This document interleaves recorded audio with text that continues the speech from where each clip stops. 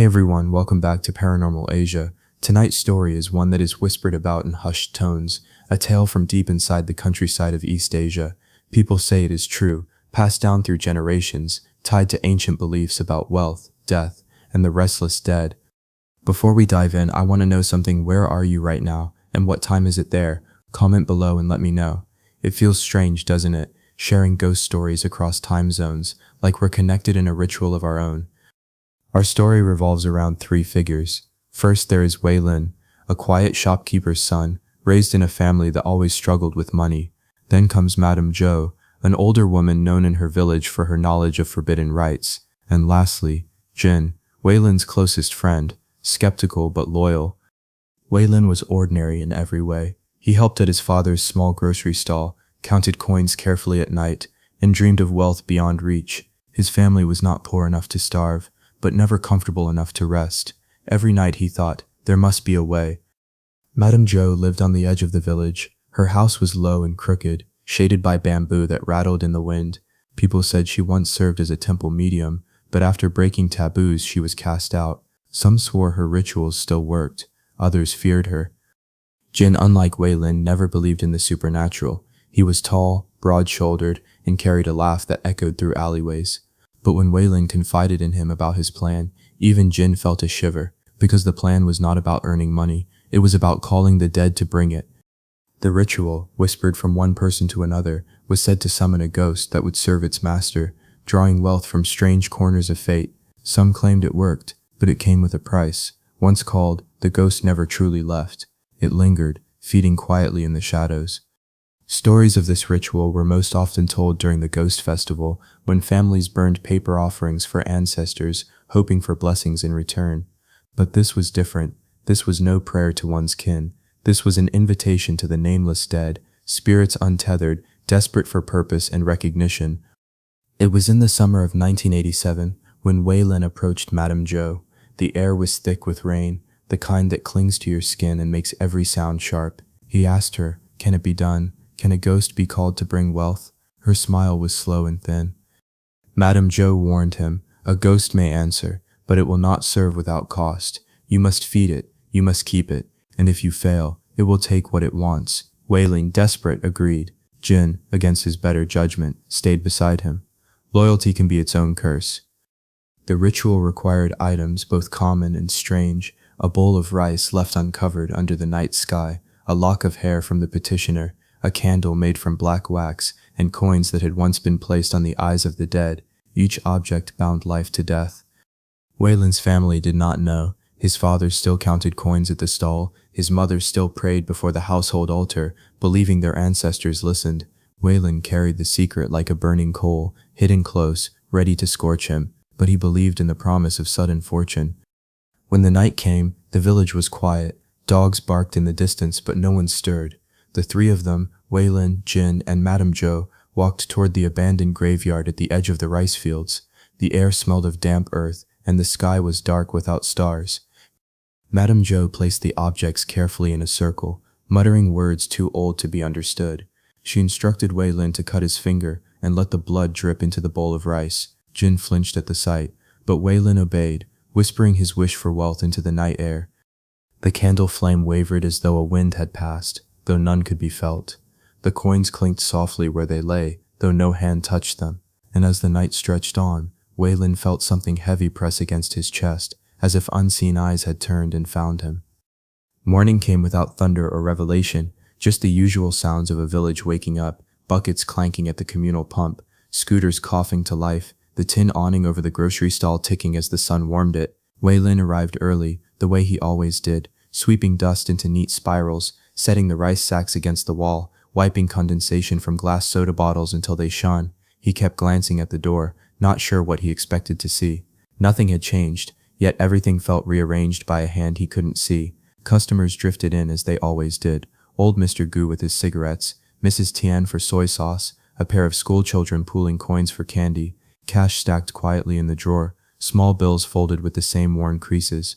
Around noon, a courier stopped by with a crate labeled wrong, addressed to a tea shop across town. It shouldn't have come here, yet here it was. Rare tins of oolong, the kind that sold for 10 times what their stall usually handled. The courier shrugged. swore the slip matched their address, then hurried away. Wei-Lin stared at the crate. He told himself it was a harmless mistake, but his palms tingled, as if shadowed fingers had counted his bones and were satisfied. By late afternoon, the floorboards behind the counter creaked in a pattern Wei-Lin didn't recognize. He kept telling himself it was the wood expanding in heat, but the rhythm came and went like footsteps circling just outside the corner of his eye. When he leaned down to check the drawer, the coins he'd counted twice sat in neat stacks he had not arranged, tallest to shortest, as if some unseen clerk had tidied them. He called Jin after closing. They met at the canal where frogs gathered under the bridge. Jin listened, then kicked a pebble into the water and told him coincidences cluster, delivery mistakes, stacked coins, creaking wood. None of it proved anything. Still, Jin's voice lacked its usual swagger. He walked Wei-Lin home, stopped at the threshold, and sniffed the air. There was a faint smell like damp iron. Not rust, exactly. Older, colder. In the kitchen, the household altar candle had guttered to a nub, though no one had lit it that evening. When Wei-Lin set the oolong tins on the table, the lids tapped softly, a hollow tinny sound as if something inside had settled like breath moving in a sealed jar. They agreed to say nothing to Wei-Lin's parents. That night he slept with the light on and dreamed of counting rice grains that bled at the tips. 2 days later, the tea tins sold fast. Rumor spread that the stall had somehow landed a rare lot for a festival across the district. Shopkeepers came by, peered at the labels and asked who his supplier was. Wei-Lin smiled thinly and said a friend, though no friend existed. The money drawer grew fat in a way that made him uneasy. It wasn't that they were rich now. They weren't. But the pace of gain felt wrong, as if luck had been oiled and set to run without friction.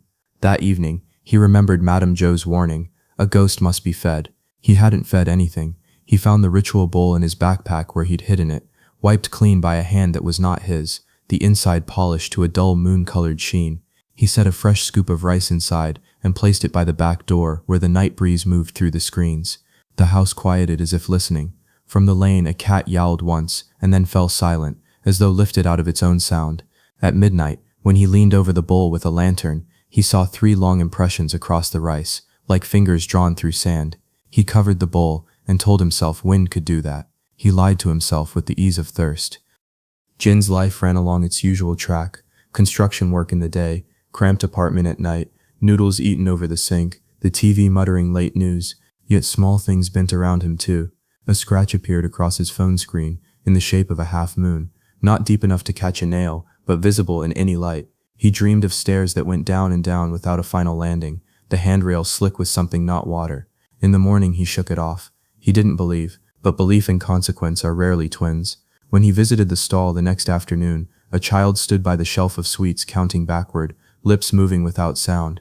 Jin waved. The child didn't look at him, just kept counting, eyes fixed on the gap between 2 jars as if something stood there waiting to be named. Jin put his shoulder against the doorframe and watched sunlight creep across the floor. He realized the shop had grown too quiet for the hour. No scooters, no street sellers calling. Even the fans seemed to turn without whirring. He cleared his throat, felt absurd doing it, and told Wei-Lin to throw out the ritual bowl. Wei-Lin said he would. He did not. That night, in the alley, a coin rolled from darkness to rest against Jin's shoe. Madame Zhou waited for them at dusk by the bamboo grove. Her eyes sunk deep as though nights had lengthened behind her face. She said the first days after a calling are like shallow water, clear enough to see the bottom, deep enough to drown if you don't watch your step. She asked whether the bowl had gone cold between midnight and dawn. Wei-Lin nodded. She asked if strangers had made mistakes in his favor. He nodded again. She told him fortune is never a single blade, it's scissors. It cuts for you while the other blade moves out of sight. To keep the ghost docile, he must observe the small rites, fresh rice every 3rd night, a thread of hair burned in a saucer, the black candle sheltered from drafts, never approach from behind, never speak its name if it offers one. Most of all, never look too long at reflections after feeding it. Hungry things lean toward mirrors. Jin wanted to argue, to drag his friend away, but the grove hissed with wind, and the ground under their feet felt thin. Before they left, Madame Zhou pressed a slip of paper into Wei-Lin's palm, charcoal symbols like small ladders and teeth. This keeps it from learning your voice too well, she said, but paper thins with breath. By the 2nd week, money seemed to sprout in corners. Customers left tips larger than their purchases. A misplaced wallet appeared under the stall, packed with bills but with no name, no ID, as if conjured from thin air. Wei-Lin's parents smiled more, assuming their luck had finally turned. His father bought a new awning. His mother filled the altar with offerings. thanking ancestors for blessings that were not theirs to claim. But each night, Wei-Lin felt the air thicken around the ritual bowl. Rice never spoiled, ants never touched it. When he bent to check, sometimes he thought he heard breathing, slow, deliberate, matching his own heartbeat. Jin grew restless, avoiding the shop, avoiding the alley where that coin had once rolled to his feet. He wanted to cut ties, but the look in his friend's eyes stopped him, wide, hollow, yet burning with a strange satisfaction. And behind that satisfaction, a shadow that seemed less like luck and more like a contract signed without ink. Strange things began to cling to reflections. In the polished lid of a tea tin, Wei-Lin saw his own face lag a second behind his movement. In the kitchen window, a figure leaned closer when he stepped away. Mirrors became dangerous places. He covered them with cloth, but the cloth slipped as if tugged from the other side. One dawn, he washed his face at the basin and saw, just for a breath, another hand beside his, pale and long-fingered, dipping into the water. He stumbled back, spilling the basin, heart hammering as the water spread dark across the floorboards. Later that day, a shipment arrived at the stall, boxes marked with names no one recognized. Inside were silver trinkets, jewelry, odd carved charms that gleamed cold in the light. He sold them easily. The money came in waves, but every coin sounded different when dropped, ringing faintly hollow, as though struck from bones instead of metal. The villagers noticed too. A child swore she saw someone standing beside Wei-Lin behind the counter, though only he was there. A woman muttered that the shop smelled faintly of grave soil. At night, Jin would pass the stall and hear voices murmuring, even after the shutters were locked tight.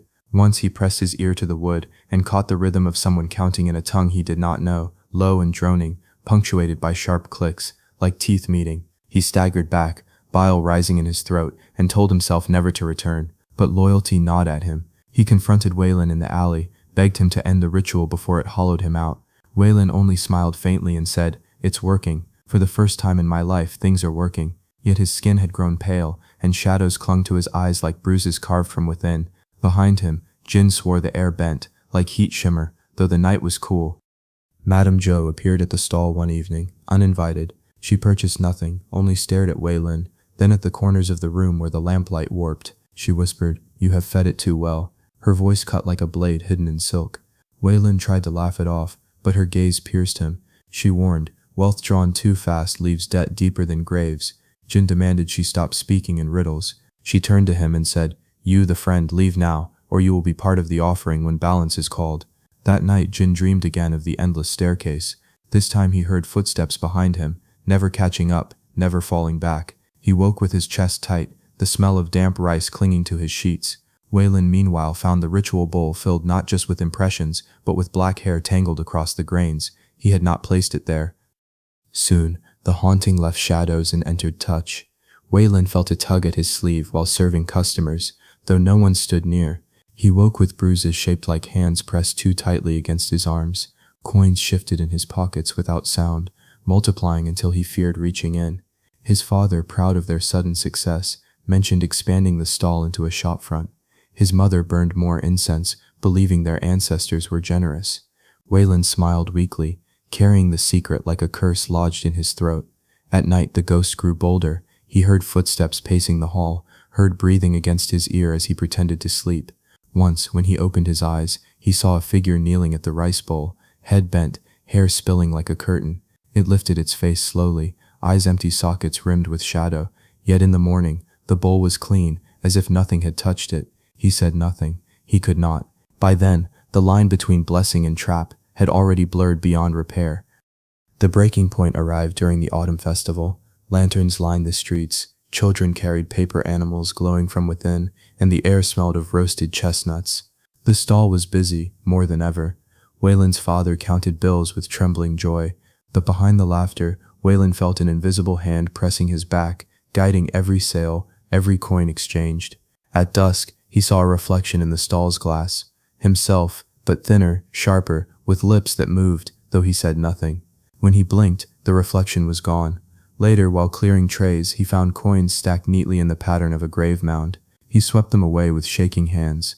That night, he dreamed of kneeling before an altar he did not know, his own blood dripping into bowls lined with ash. A whisper followed him, even after waking, "Pay what you owe." Jin confronted him the next morning. His voice shook, stripped of laughter. He had found dead sparrows lined on his windowsill, beaks cracked open, as if emptied of sound. He demanded Wei-Lin stop, begged him to burn the bowl and break the candle, but Wei-Lin was pale and hollow, eyes rimmed red, lips cracked. "It won't let me," he said. His pocket jingled with coins though he carried none. Madame Zhou arrived without warning, clutching charms and papers blackened at the edges. She told them the ghost had claimed its place. "It has fed enough," she said. "Now it will collect." Her warning came too late. As she spoke, the stall's shutters banged closed, though no wind touched them. The lamps sputtered out, and in the silence, they all heard the coins ringing together, like teeth clattering in a skull. The air grew heavy, pressing their chests as if they had been buried alive. Shadows crawled up the walls, forming shapes too tall, too thin. From the corner, the rice bowl shuddered, grains scattering across the floor. Out of the bowl rose a figure, faceless, its hair trailing like wet rope. It stood in the center of the room, dripping silence. Wei-Lin staggered back, but could not look away. The ghost moved without sound, its limbs bending wrong, its head twitching in jerks. Madame Zhou raised her charms, chanting, but the symbols on paper curled to ash in her hands. Jin shouted, tried to drag Wei-Lin out, but his friend's feet were rooted, frozen to the earth. The ghost turned its hollow face toward Wei-Lin, and though it had no mouth, a voice filled the room. "You are mine." The words rang through the floorboards, through their bones, as if spoken inside their skulls. Wei-Lin fell to his knees, sobbing, begging for mercy. He promised wealth offerings, incense, anything, but the ghost did not bargain. It leaned close, the air chilling so sharply that frost bloomed across the wooden floor. Its hand brushed Wei-Lin's cheek, leaving a mark black as soot. Jin hurled himself forward, shoving his friend aside, shouting at the figure. For one heartbeat, the ghost turned toward him. Its empty sockets locked onto his eyes. He froze, body rigid, his breath pulled from his chest as if stolen.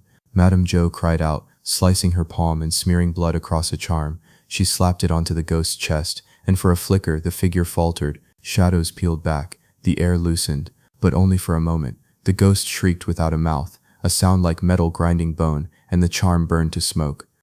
The lanterns outside the stall exploded one by one, showering sparks into the street. People screamed and scattered, though none saw what raged within. Inside, the ghost stretched taller, hair whipping like storm ropes, arms splitting into many, reaching for Wei-Lin. Jin pulled him, but Wei-Lin's feet dragged, as though nailed by unseen spikes. "I called it," he whispered, tears streaking his face. "I can't undo it." Madame Zhou's final warning rang out.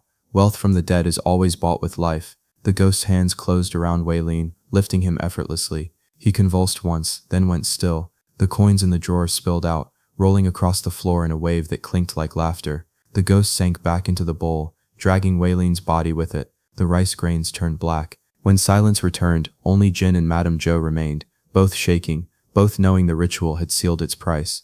Outside, fireworks lit the sky in celebration, but inside, the stall was forever hollow.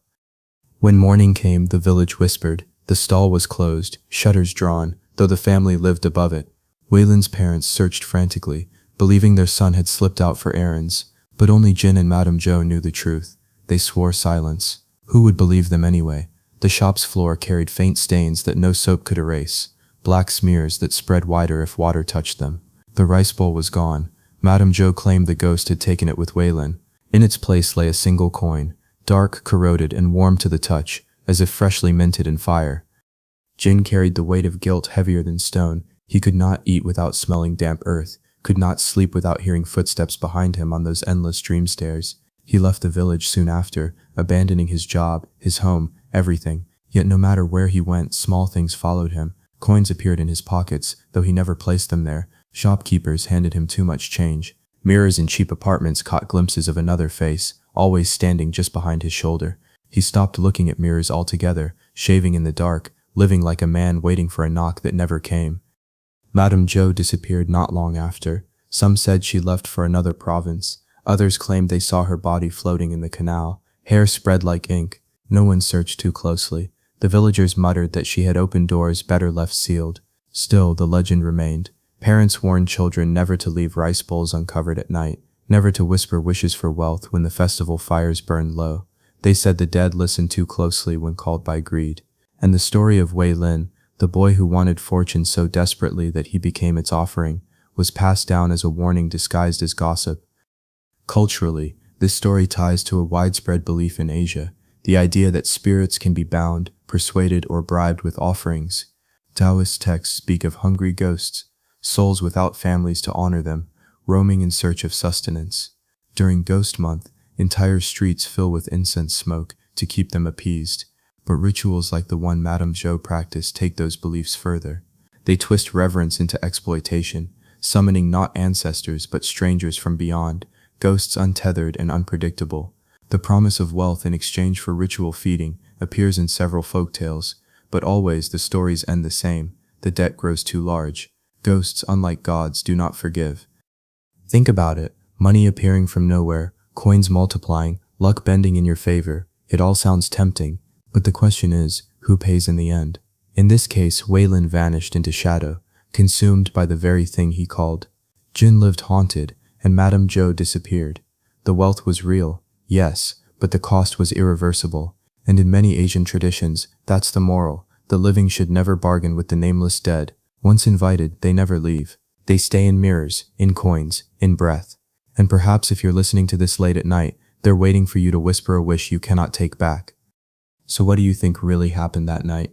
Was Wei-Lin consumed by his own greed, or did the ritual truly call something from beyond? Would you ever dare attempt such a rite, knowing the price could be your soul? Tell me in the comments, I'll be reading. This was Paranormal Asia. Until next time, stay wary of what you wish for, because someone might be listening.